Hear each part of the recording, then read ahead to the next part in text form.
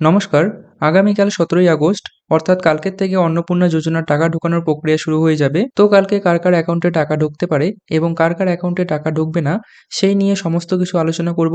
মাননীয় মুখ্যমন্ত্রী শুভেন্দু অধিকারী তিনি কিন্তু এইসব নিয়ে সমস্ত কিছু বলে দিয়েছেন। অর্থাৎ কারা টাকা পাওয়ার যোগ্য এবং কারা টাকা পাওয়ার যোগ্য নন। তো আমরা সেই সব বিষয় নিয়েই আজকের এই ভিডিওতে আলোচনা করব।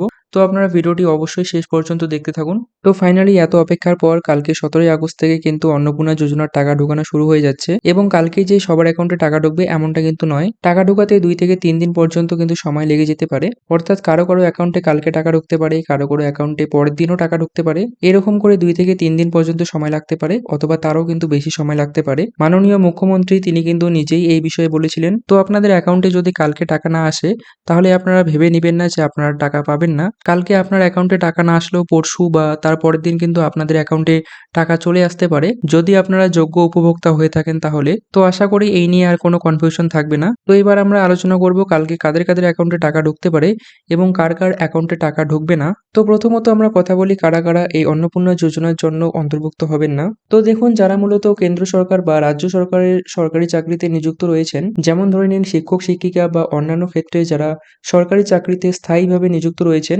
তারা কিন্তু এই অন্নপূর্ণা যোজনা থেকে বাদ পড়বেন। এবং কোনো মহিলা নিজে যদি ১০,০০০ টাকার বেশি উপার্জন করেন তাহলে কিন্তু তিনি এই যোজনা থেকে বাদ পড়বেন। এবং কোনো পরিবারে যদি বার্ষিক ১২ লাখ টাকা উপার্জন হয়, অর্থাৎ কোনো পরিবার যদি সরকারকে ট্যাক্স প্রদান করেন, তাহলে কিন্তু সেই পরিবারের কেউই অন্নপূর্ণা যোজনায় অন্তর্ভুক্ত হবেন না। সেক্ষেত্রে সেই পরিবারের সবাইকেই কিন্তু অযোগ্য বলে ধরা হবে।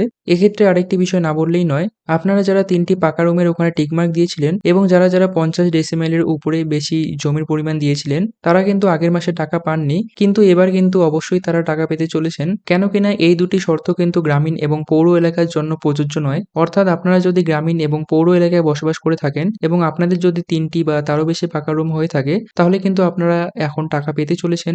এবং যারা ৫০ ডেসিমেলের উপরে জমির পরিমাণ দিয়েছিলেন, আপনারাও কিন্তু এখন টাকা পেতে চলেছেন। মাননীয় মুখ্যমন্ত্রী তিনি কিন্তু নিজেই একটি বৈঠকে এই বিষয়গুলি নিয়ে উল্লেখ করেছিলেন। অর্থাৎ আগেরবার যারা টাকা পাননি, এবার কিন্তু অনেক মহিলাই সেখান থেকে টাকা পেতে চলেছেন। তো সহজ ভাষায় বলতে গেলে যারা সরকারি চাকরিতে নিযুক্ত নন, অর্থাৎ যারা কেন্দ্র বা রাজ্য সরকারের কোনো স্থায়ী চাকরিতে নিযুক্ত নন এবং কোনো মহিলা যদি ১০,০০০ টাকার বেশি উপরে ইনকাম না করে থাকেন, তাহলে কিন্তু অবশ্যই আপনারা এবার টাকা পেতে চলেছেন। তো এই ছিল মূলত আজকের এই ভিডিও। ভিডিওটি কেমন লাগলো অবশ্যই কমেন্ট বক্সে লিখে জানাতে পারেন এবং এরকম ভিডিও পেতে গেলে অবশ্যই চ্যানেলটিকে সাবস্ক্রাইব করে রাখবেন। তো দেখা হচ্ছে পরের কোনো ভিডিওতে পরের কোনো টপিক নিয়ে। ততক্ষণে ভালো থাকবেন।